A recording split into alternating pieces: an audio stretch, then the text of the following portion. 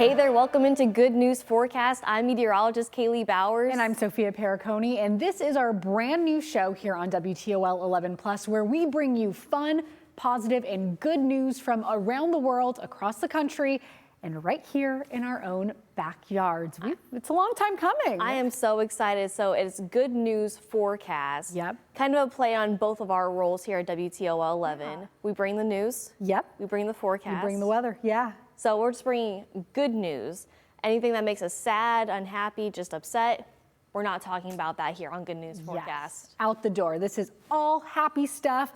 Spoiler alert, you might see a lot of dog stories because we are dog people. Dog, food. We may yeah. try to show a little bit of sports, but we'll be honest, we're not big into sports. So if you have any tips on sports talk, yeah, send them our way, please. We're open, yeah. And if you see some good news happening around the world, across the country, or here in our own backyard, Northwest Ohio, send it to us and we'll share it here on Good News Forecast. But we are starting Good News Forecast on a day that many of you might view as a holiday. It's May 4th.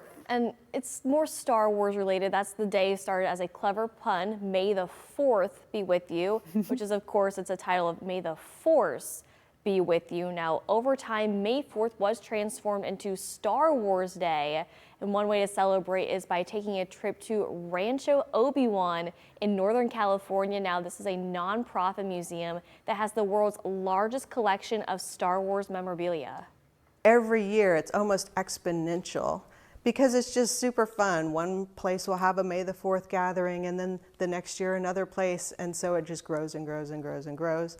I think anywhere you live in the world, you could probably find a place to go to celebrate May the 4th. Ann Newman, who you just heard from there, estimates she has between 120,000 and 500,000 pieces of Star Wars memorabilia at her ranch. That is a lot. Oh, wow. Now, have you seen the Star Wars movies? I think I've seen bits and pieces, but I'm honestly more of like a Harry Potter girl. Ooh, that's a good one. I know it doesn't need to be like an either or, but I am not too familiar with Star Wars. But you watched a lot of Star Wars, Yeah, right? so back when I lived in Paducah, Kentucky, it was right before the 9th movie was going to come out. So every Tuesday from October to December, we watched each one.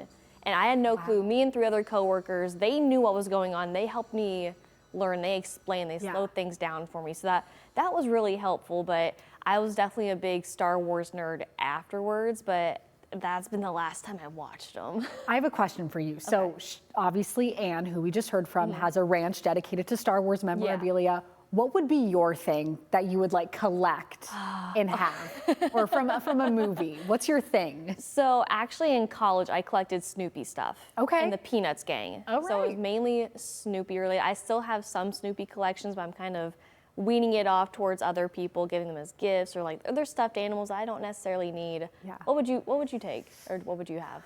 Oh gosh, probably something Harry Potter related, which this might be controversial. I've never read the books. I've only watched the movies, and so I'm only a fan of the movies. I have this plan that if I ever have kids, I'm going to read the books with them. So You know how long those chapters are? I'll read. That's not a problem. It's just I can't start reading now because then that affects my plan. Or you could read I want to it one read it for the time. first time with my future kids. I don't know. It makes sense in my head. I read the Harry Potter books. This was pre-COVID. This was December of 2019 to March 2020. I read all 7 books in 72 days. Wow. I believe it. Apparently they're really good. Once you get into it, you're like, okay, what's going to happen next? I need to know. Yeah. So, yeah. All right. Interesting. So today is May 4th, and it's a pretty busy first week of May because not only do we have today Star Wars Day, but we also have to look forward to Cinco de Mayo. And yeah, while many people in the United States, they view it as a party day, do you know the history behind Cinco de Mayo? Take a look. May 5th, Cinco de Mayo is a big celebration, especially here in Old Town. But when you're partying, do you really know what Cinco de Mayo is all about? Well, we talked to an expert, so you'll know as well. It's the Great Battle of Puebla. where the small Mexican army defeated the mighty French army. Francisco Bustos is a professor at Southwestern College. He explains why Cinco de Mayo and the Battle of Puebla is so important in Mexican history and why they celebrate with reenactments. Puebla is remembered very much because it was the small Mexican army versus the gigantic, powerful French Empire army. In 1862, forces sent by Napoleon III encountered the Mexican army in Puebla and attacked on May 5th. Even though they were coming in from all sides with a lot more muscle and a lot more weapons, it just wasn't the French's army day, and they had to cut their losses. The battle was an inspiration for the people of Mexico. That was huge, very huge, something to be proud of, something to celebrate. The battle at Puebla was not a turning point in the war with the French, but it did show they could be defeated. In fact, it took years for Mexico to actually end up liberating itself from the French army. Although Cinco de Mayo is more of a party here in the U.S., it's also celebrated in Mexico with parades and reenactments. Kind of depends where you go in Mexico, right? But, you know, if you go to Puebla, Tlaxcala, you know, in that region, there'll be more of a celebration. And when it comes to Independence Day, that was declared back in 1810 on September 16th. We'll send it back to you in the studio. Cinco de Mayo, May 5th. Yeah, did you know that history? I honestly didn't. Good little nugget to know. It's good to know, Yeah. and we'll remember this on Cinco de Mayo next year. That's right. Maybe we'll come back. Good News Forecast will have an updated. Well, there won't be an updated story because that's history. It's history. But maybe we'll remind you all again next year. Exactly. Cinco de Mayo. I mean, you have May the 4th, and then you have Cinco de Mayo. Then you almost need something on May 6th as well, too, just to lump the holidays all together. It is a primary election day. That's True. not a story for Good True. News Forecast, which it's great to get out and vote, but True. that's a story for our newscast. But, you know, speaking of May celebrations around the world, Good Wolf is coming up in mid-May. It's a British festival celebrating all things dog, and to celebrate, a top pastry chef created a dog-shaped cake to help with fundraising efforts connected to Good Wolf. This year, the cake is a dachshund made with Gianduja mousse, filled with orange praline and orange sponge cake. What do I think about the Dachshund cake that's been made by the incredible genius of a chef is just, I mean, it's an absolute joy. It's perfect for Good Wolf as the dog of choice this year is the Dachshund. And you need to get down here to the Connaught Bakery and try it because it's delicious. And 10% of the proceeds of the Dachshund cake will be donated by the Connaught to the Wild at Heart Foundation. You just heard that 10% of the sales go to the Wild at Heart Foundation, which is the official charity partner of this year's Good Wolf Festival. Wild at Heart helps support some of the world's 900 million free roaming dogs. Would you take a bite of that cake? I was thinking about that. It looks like a good cake, but also I feel guilty Yeah. sometimes when it comes to animals and humans on pieces of food. Right, and speaking of dogs, which again, we warned you, we're going to be doing a lot of dog stories here, but we can't help it. Dogs always bring the positivity, but this one is sure to make your jaw drop. Now, the world's tallest dog just met the world's smallest dog. Reginald, a 7-year-old Great Dane from Idaho, and Pearl, a Chihuahua from Florida, are both certified winners in their respective height titles by Guinness World Records. Guinness arranged a 2-day meetup between Pearl and Reginald at his home in Idaho Falls. Reginald comes in at 3 feet tall, and Pearl is just 3.5 inches tall. Oh my God, that was for us. You know, we was first anxious because she can be really playful. She loves dogs. Any size of dog for her, she thinking she's a playtime. But we was anxious because, you know, Reggie is a big dog. And I said, okay, we want to be really nasty and see what happened between these two. And for me was a huge pleasant surprise from the day one because Reggie is like Pearl and bigger size. He is so gentle, so friendly. And we hear that the playdate went extremely well. There was lots of tail wagging, sniffing, and scampering. Now, I got a fun story to tell you. I grew up with Great Danes. Yes, you did. We're on our 4th Great Dane now since I came into the world. Our first Great Dane, his name was Petey for puppy dog. And my hometown of Marion, they used to have a pet parade every single year. Ooh. And so you have the different sizes and the different breeds of just animals in general. Yeah. So there was one contest that we entered PD in. It was the tallest pet at the parade. Again, he was a Great Dane. He lost. How? He lost. There was a horse. Oh, okay, in the parade. pet. Okay, pet parade. Okay. He lost. It's like a miniature horse. Yeah. So then he ended up winning the longest pet because you couldn't win a second time. Okay. Well, that's good. So he was technically the tallest dog, but not the tallest pet. So Okay, well, good for Petey. That's my dream dog. You know that is a Great Dane. So they are just such gentle giants. Yeah. Not the smartest animals, but they're just so kind and I love them so much. I love them too. All right, we'll be right back.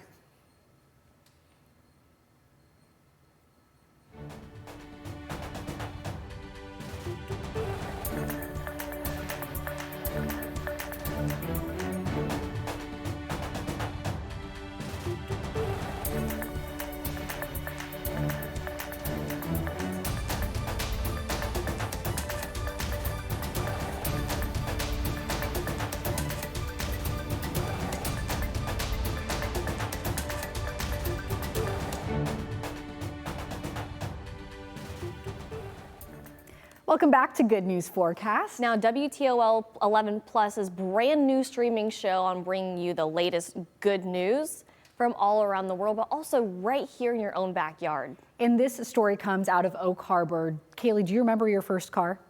I still have my first car. Okay, great. Well, for you watching, maybe it was something you worked for, or maybe it was a gift for your 16th birthday. And that's the case for one Oak Harbor girl. And not only did her gift come with a powerful engine, but the power of love. Steve Iwanek has the story. The feeling of getting your first car. Freedom, pride, joy. A few weeks ago, to celebrate her 16th birthday, Evie Lockwood's parents, Jamie and Ryan, wanted to give her that same experience. We were in the market for a new car, and I let her go on and pick the color. And there was just something about blue that stood out. And after she picked the color, she named it Bluey. At first, it brought a laugh. After all, Bluey's just a cartoon. But what started as a joke turned into reality. So I just randomly wrote the plant manager at the Wayne manufacturing facility where Broncos are made in Wayne, Michigan, a letter. And lo and behold, he answered it. And they answered it in a big way. On March 5th, the Lockwoods arrived in Michigan, where a brand new 2025 Ford Bronco was waiting. Paid by the family, but built with extra touch just for Evie. The windshield read Bluey. The side windows feature her favorite cartoon character. And the license plate says it too. It's not just some car on a dealership lot. Like, that's what was cool. So when she saw her name and the Bronco signature is when she was like over the moon about it. Evie also got to tour the factory, meet the crew, and leave with an experience that she'd never forget. We wanted to try to mimic that as best we could, even though she may never drive, but we hope maybe someday she has that ability. You see, Evie has autism. At first, it can be a scary thing to hear. Being nonverbal is scary in and of itself. But her parents have embraced it. We never hid her away. We were like, this is our life. She's just going to join in with how we already lived. And live she does. On the sidelines of Woodmore High School, Evie is right there, pom-poms in hand, cheering on the Wildcats. Now she has something else to cheer for. A moment of being seen and celebrated on four wheels. It doesn't matter if you have a disability or some other issue, you can still share a love for a certain vehicle. That is so sweet. I absolutely love that story. Steve Iwanek reporting right there. Just melts your heart hearing these good news stories here in your own backyard. Yeah, really nice. And it's Blue. She loves Bluey. Oh. And I love her parents. Hopefully one day, she'll be behind the wheel there. I love that so much. But you know something else I do love? We both love this. We love reading. We love a good book. In fact, a library in Iowa is marking a special milestone this month. Marks 5 years of the Marion Public Library giving books to kids through the Dolly Parton Imagination Library. The program started in 2020 with just 56 children and fewer than 100 books delivered, but since then it's grown to serve nearly 1,900 kids and has handed out more than 50,000 books. I'm really proud of the program and how much it's grown. It's an important program for our community because it really helps give children those literacy skills to help them grow and do better in the first couple years of school.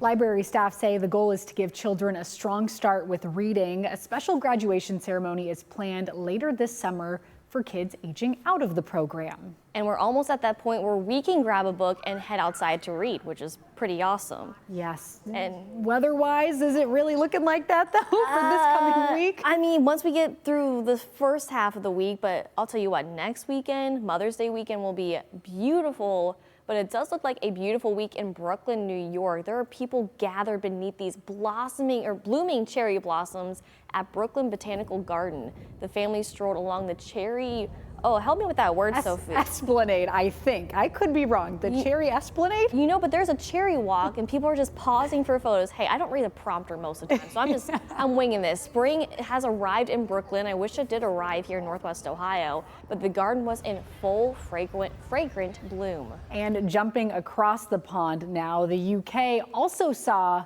some beautiful temperatures, but I mean, I think they would have been beautiful, record-breaking temperatures. It's a little hot over in the UK. London recorded 28 degrees Celsius on May 1st, and just in comparison with degrees Fahrenheit, that's 82 degrees Fahrenheit. Now, that's a hot one. Eventually we'll see 80s, but Britain's Met's office said the record-breaking heat was recorded in London's Kew Gardens, officially making it the warmest start to the month of May on record in the UK. And city residents and tourists rushed to parks and busy streets to enjoy the sunshine and unusually warmer temperatures. It's warmer than expected. Definitely got no shorts with me, so nice but unexpected and very warm. It's beautiful weather, but it is so hot compared to normal. At this time of year, 27 degrees? Amazing. It's funny when you hear her say 27 degrees. Yeah. Because we think, holy moly, that is cold. But the previous record high temperature for the first day of May was about 27 degrees Celsius or 80 degrees Fahrenheit, set back in Scotland in 1990. I would love some 80-degree temperatures right now, Kaylee. Eventually, I mean, our average high for the beginning of May, upper 60s, low 70s. So eventually we'll get there. But by the end of May, our average highs will be in the upper 70s. So we're making progress. It's so funny that to them that's a heat wave, but to us that's July. I know, that's just July. That's true. I mean, they're also used to more of those overcast and those rainy days. That's a little bit more on the cooler side. Yeah. So, yes, I would gladly take some 80s, and I'm sure a lot of you guys at home would be ready for a warm-up as well, too. And I think a lot of people are going to be ready for our warm-up because we have something big happening a bit closer to home here in the Midwest. Yeah. We're gearing up for the biggest week in American birding. And it kicks off on May 9th and gives birders a chance to see and hear warblers and some other songbirds. Ryan Lucien gives us a preview. Do you hear that? That is the sound of hundreds of songbirds and warblers that are staying here for migration. And it is with that is bringing so many birdwatchers from all over the world to perch here in Toledo. Once again, the weather is back to being warm and sunny. A perfect time for birds to come back after staying warm for the winter. And it's at that peak of migration that Kimberly Kaufman says is the best time for the biggest week in American birding. It's time to coincide with the peak of songbird migration to the region, and it brings people here from all over the world. As songbirds and warblers are making their way back from the south, they feel they can't make the long trip across Lake Erie. So they stop in the wooded areas in Northwest Ohio. And more than 80,000 birders and watchers flocking to see the spectacle every year. It's the warblers that people love to come here for. It's a small family of colorful birds. They're small birds, they're very active, they sing incredible songs. And if you work really hard during migration, you can see 37 different kinds of warblers. Birders like David Baldwin from Arizona, who goes bird watching all over the U.S. with his wife, says that Northwest Ohio is one of their best spots. We don't have these kind of warblers down in Arizona and Southern California as you have up here. Baldwin says that even for those who don't see themselves as bird watchers, that the best week in American birding is something you can't miss. If you like hiking, if you like researching, seeing different colors in different areas, it can't be beat. So especially as you get older, you can sit in front of a television or you can come out here and walk around, see the colors, see the birds. The biggest week in American birding starts on May 9th and goes all the way to May 18th. Reporting in Oregon, Ryan Lucien, WTOL 11. Now, I definitely agree with that gentleman's interview. The older you get, the more excited you get about birds. And I'm going through that right now. I'll look outside like, oh, what's that? What's that? Oh, that's a really cool one. But I got to give a shout out to our digital manager, Victoria Duggar. Yeah. She's big into birding. She loves all the birds. Sorry, not sorry, Victoria, if you're watching this. It's a really cool hobby, and you don't realize that when you're a younger child, teenager, even a younger adult. Like, that is weird. But it's just, there's just something about nature, and it's just so majestic. It's peaceful too, and there are so many different species of birds. Now I'm gonna sound a little crazy, but I agree. Like, as I've gotten older too, later into my 20s, approaching 30, I'm like, I find myself driving, and if I see a bird, I'm like, bird, what is that? What is that? What kind of bird is that? There's so many different kinds, and so it's nice to have something like this in our own backyard. One of my favorite sounds to wake up to is the sound of the mourning dove. Beautiful. Just so peaceful. Can you do a mourning dove impression? No, I can't. I thought I was going to get you on this story. No, I can't. No, let's not scare our viewers away. Let's not do that. Not yet. Not on the first one. Not on the first one. And on that note, we'll be right back.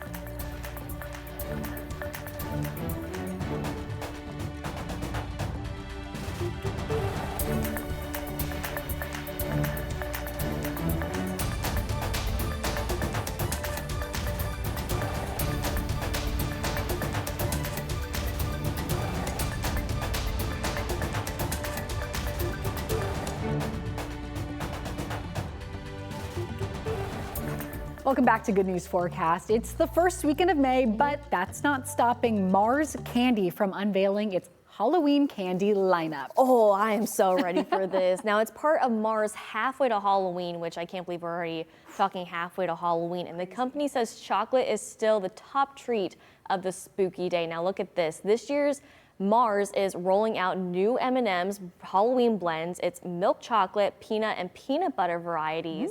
And fan favorites, pumpkin pie, which I have had. It is delicious. Really? It sounds gross. Yes, it does. But actually pretty good. And then ghoulish green Twix and Snickers are back as well, too. Mars is also sweetening the deal with more Halloween-themed treats, including Snickers pumpkins in a new 6-pack. I don't know about the pumpkin pie. It sounds gross. It really does. Yeah. But just give it a little taste, and you'll be A-okay. Now, I'm curious, what is your favorite candy, not just Halloween season, but just overall? Reese's peanut butter cups. So that means I like them in the shape of a pumpkin, in the shape of a Santa Claus, in the shape of a Christmas tree, in the shape of an Easter egg, and just in the shape of a peanut butter cup. I've heard people say that the Reese's peanut butter cups and the holiday variety, they taste different. They taste better as different shapes. Have you had them? No. What? Because I don't like peanut butter. Okay. This has turned into bad news forecast. But no, it was always a good thing. That's something else I was going to ask you. When we were going trick-or-treating growing up, we would always trade. Right. And my friends or my parents, they would get the peanut butter cups, and I was that Kit Kat kid. Okay. I love Good choice. Kit Kats. So Good we choice. would always trade the peanut butters for sure. Okay, so you and I would be good trick-or-treating partners. absolutely. Because I will stock up on the Kit Kats for you, and you'll grab all the peanut butter stuff for me. I love that. Like Kit Kats, what else was there? It was really random. I would have those double bubble gums. Oh, okay. Like the little blue and yellow wrappers. Yeah. That tasted like chalk. It only lasted for 10 seconds, but I always liked those as well too. All right. Good picks. Good picks. I'm ready for Halloween now. Yeah, I'm ready for the summer first. So that too. I'm not really someone who gets FOMO. That's the fear of missing out. But I definitely have FOMO for this. Throngs of dash hounds strutted in Budapest, Hungary to reach a record for the country's biggest ever dog walk of a single breed. Hey, we told you we were gonna have lots of dogs here on Good News Forecast. The parade of pups was under the observation of the Hungarian Records Association, which was tasked with determining whether the canine chorus could make it into the record books. All right, Kaylee, so did they break the record? They actually did. 500 dachshunds were present enough to set a Hungarian record, but it came short of the world record that was set in Germany last year, where they had 897 wiener dogs there. All right, well, maybe they'll try again. I think I did read in the story that they are going to try again. And if this does happen again, my parents have a wiener dog, Archie. I should have attached a picture, but yes, I got to get him out there. He was supposed to be like a big standard dachshund, but I don't know, I think my dad got lied to on Craigslist. He's just an average size. He's just an average size. Yeah, which he's cute, but he's a little feisty. You know, wiener dogs have a little bit of an attitude, and that's okay. That's okay. But small dogs kind of scare me sometimes. Okay. But also, I grew up with big dogs. You did. Barkley, my border collie that I have, she's the smallest dog I've ever had. Yeah. So. Wow, and she's not small by any means.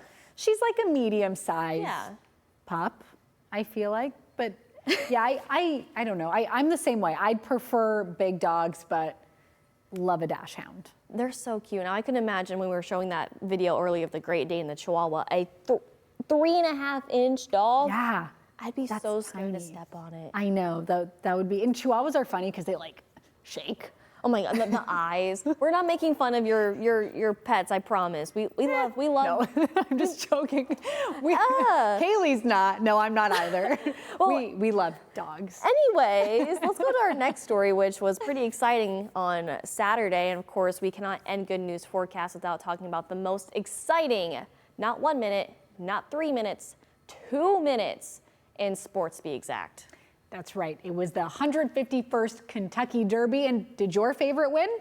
Take a look. Bill Mott won the Kentucky Derby in 2019. At least that's what the record book says. Country House was moved up after the disqualification of Maximum Security. Now, in 2025, he got to see his horse cross the wire first. As we hit the stretch, it was sovereignty and journalism. The top two choices in the morning line who were battling down the stretch, and it was Mott's sovereignty who pulls away to win Kentucky Derby 151. Journalism was second, by Aza third, and Final Gambit a fast closing fourth for Louisville native Brad Cox. Well, I thought he got around the first turn really well, and then Junior did a great job. He tipped him out. He got him in the clear down the backside.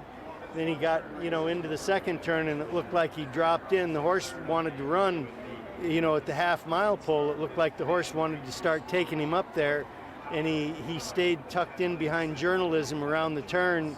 And when he tipped out, and said, "Okay, race is on, baby," and the race was on through the stretch, and he was the best horse today. Still unbelievable, sinking in still. This race only once a year, and it's just still unbelievable. I'm just very glad that I got it done. The Sovereignty run that hell of a race for me, and just very happy. For the second straight year, an Oaks Derby double. This time, it's the ownership group, Godolphin. They have spent billions trying to win just this race. They follow up their win in the Kentucky Oaks on Friday with a win in the Kentucky Derby on Saturday. But to be able to win the Oaks yesterday and then back it up at the Derby today, and I didn't know the date of it, but it hasn't been done in 60, 70 years or something like that. So to be able to do that for our boss, the founder of Godolphin, Sheikh Mohammed, is so special with a homebred horse. Now the question is, will we see Sovereignty in 2 weeks in Baltimore at the Preakness Stakes? He's the only horse in 2025 with a shot at the Triple Crown. All right, so if you had Sovereignty winning, then you won big as well. I was going for Journalism. Yeah.